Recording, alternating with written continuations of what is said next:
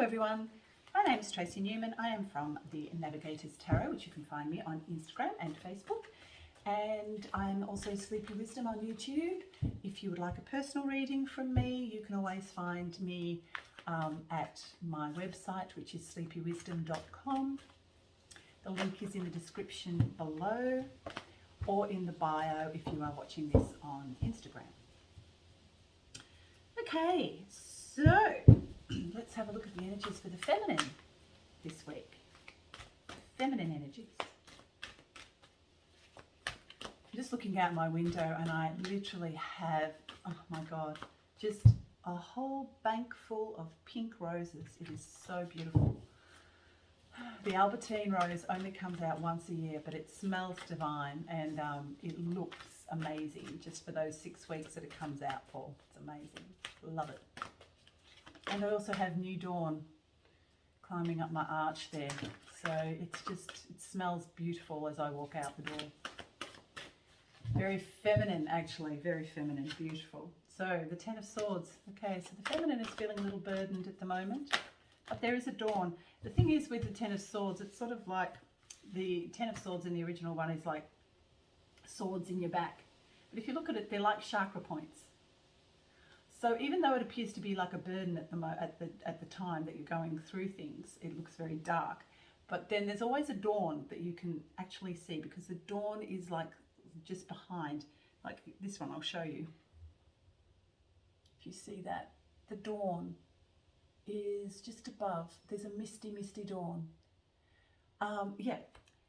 And so the Ten of Swords can also mean that even though you feel trapped or burdened, if you look at the original one, there's like the swords are in each and every single chakra point from the crown down in a person that is lying on the ground.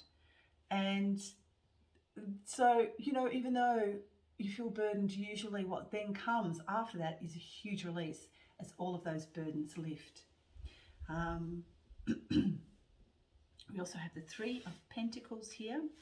So there is a sense of independence and also creativity that the feminine is going through in regards to her finances and her physical world. The Seven of Swords, deception. Seven of Cups, wow.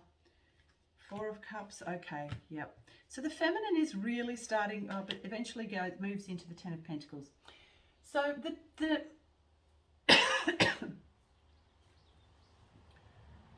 feminine is actually really quite feeling a little bit, I would say, defensive at the moment.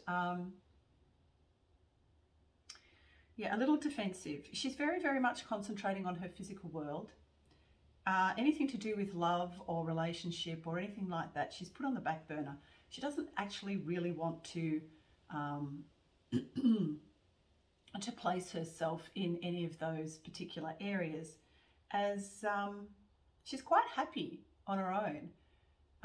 So, you know, in the past there have been these deceptive energies that have kept her, well, have actually made her stand up to who she really is, and made her realize that the only person that can really love her is herself. And now that she's on her own and very much an entity within her own right, she's found who she is. She's put up boundaries against anybody that does not respect her, and she will never ever go back to the way she was in the past, because those past deceptions have actually made her not go into fear, or not even, maybe a little bit defensive right now about keeping her equilibrium of where she is.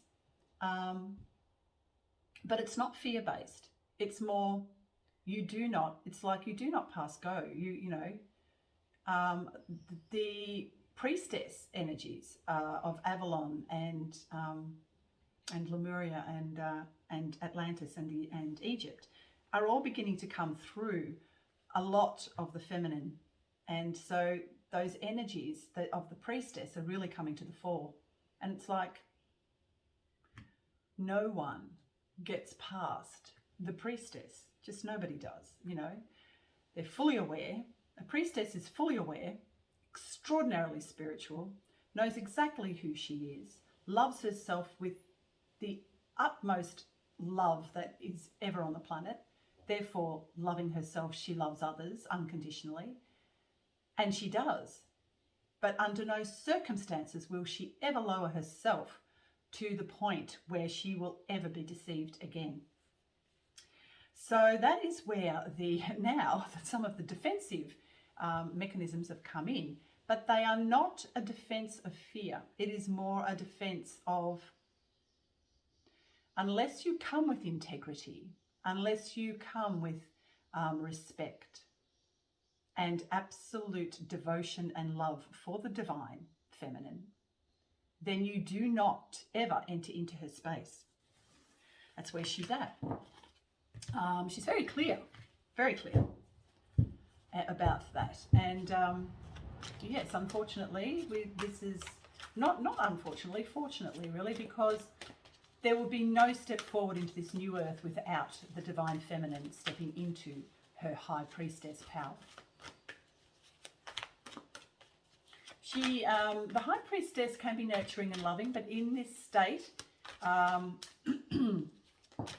she is on her way to being unconditionally loving to all that is, and to reach that Empress stage. And she can move into those Empress energies if she so desires. But right now, she recognizes that the High Priestess energies must come to the fore. So the High Priestess is always a part of the Empress because she is highly intuitive. She knows exactly what is going on, and no one can deceive her, no one can fool her. She is the High Priestess. And yes, at the moment, she recognises that boundaries must be put in place, and therefore she has to hold her ground right now.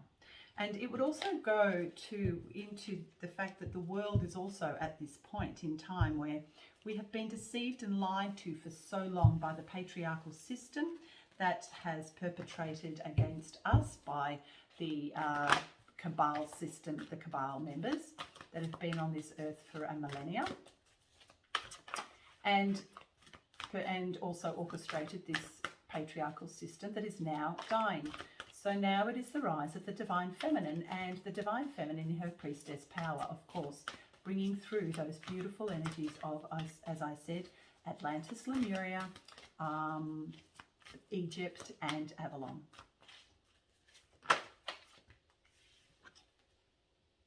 The Four of Wands.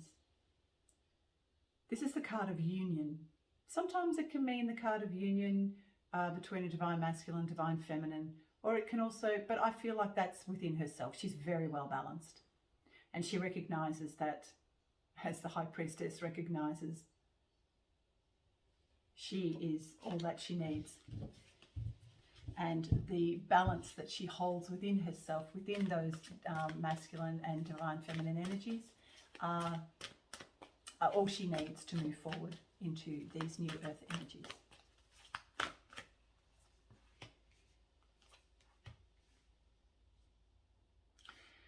Yep, so the King of Swords too we have here for the feminine, which is someone of integrity that marches forward and will cut through anything with truth.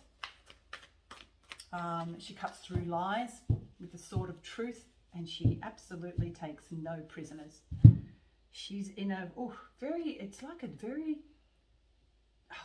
very defensive, in a way defensive. Well, kind of, yeah. Yeah, no, but it's more against, it's not against anything in particular. What it is, it's like, you do not get past me with your deceptions. You cannot. I know who I am. And she also is her own magician, and she also has the Ten of Cups to fall back on. She is eternally happy. She is eternally happy, and it is always found within. That is the power of the divine feminine. She can always find her happiness within. She needs nobody on the outside to tell her anything or to give her love from the outside. I mean, it's nice if she gets it, but she doesn't need it. She has her beautiful billowing roses outside of her house